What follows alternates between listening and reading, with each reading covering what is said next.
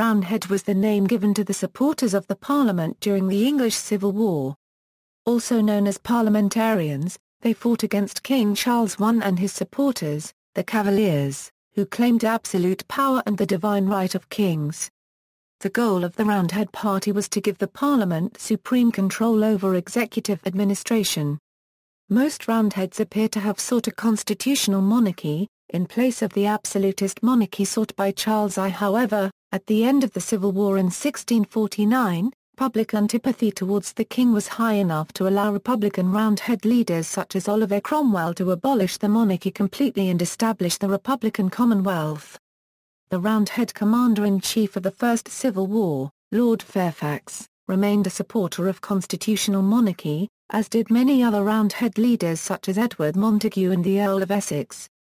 However, this party was outmaneuvered by the more politically adept Cromwell and his radicals, who had the backing of the new model army and took advantage of Charles' perceived betrayal of England by allying with the Scots against Parliament. England's many Puritans and Presbyterians were almost invariably Roundhead supporters, as were many smaller religious groups such as the Independents. However, many Roundheads were Church of England, as were many Cavaliers. Roundhead political factions included Diggers, Levellers and Fifth Monarchists. Origins and background. Some of the Puritans, but by no means all, wore their hair closely cropped round the head, or flat, and there was thus an obvious contrast between them and the men of courtly fashion with their long ringlets.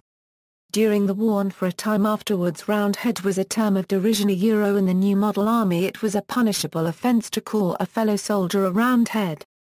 This contrasted with the term Cavalier to describe supporters of the Royalist cause. Cavalier also started out as a pejorative term. The first proponents used it to compare members of the Royalist party with Spanish caballeros who had abused Dutch Protestants during the reign of Elizabeth. But unlike Roundhead, Cavalier was embraced by those who were the target of the epithet and used by them to describe themselves.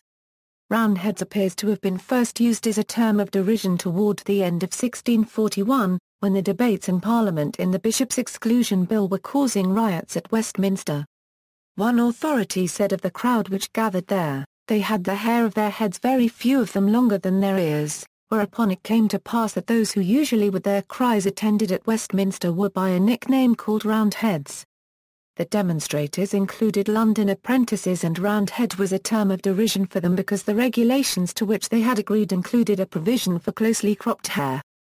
According to John Rushworth, the word was first used on December 27, 1641 by a disbanded officer named David Hyde, who during a riot is reported to have drawn his sword and said he would cut the throat of those round-headed dogs that bawled against bishops.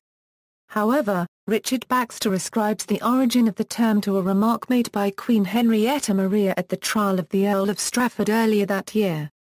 Referring to John Pym, she asked who the round-headed man was. The principal advisor to Charles II, the Earl of Clarendon, remarked on the matter, and from those contestations the two terms of Roundhead and Cavalier grew to be received in discourse, they who were looked upon as servants to the king being then called Cavaliers, and the other of the rabble contemned and despised under the name of Roundheads.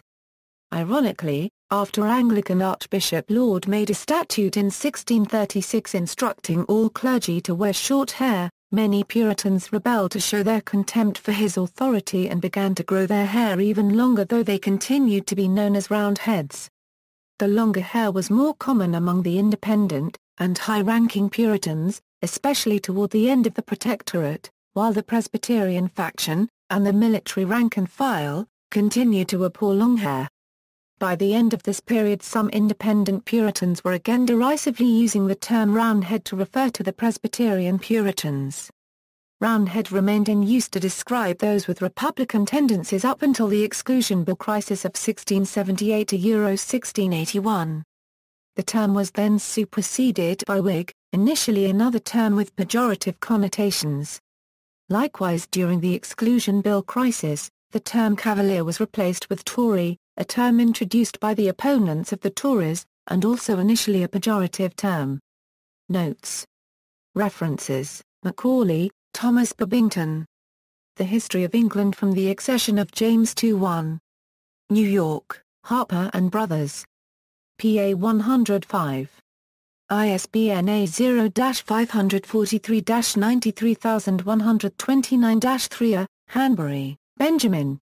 Historical Memorials Relating to the Independents or Congregationalists, From Their Rise to the Restoration of the Monarchy. 3 pp. 118, 635. Hunt, John, 1870. Religious Thought in England, From the Reformation to the End of Last Century. A Contribution to the History of Theology 2. General Books LLC PA 5. ISBN A1-150-98096-6. Roberts, Chris. Heavy Words Lightly Thrown, The Reason Behind Rhyme. Thorndike Press. ISBN A0-7862-8517-6. Worden, Blair. The English Civil Wars 1640–1660. London, Penguin Books. ISBN A0-14-100694-3. Attribution, This article incorporates text from a publication now in the public domain, anonymous. Roundhead. In Chisholm, Hugh. Encyclopædia Britannica 23. Cambridge University Press. PA 772A.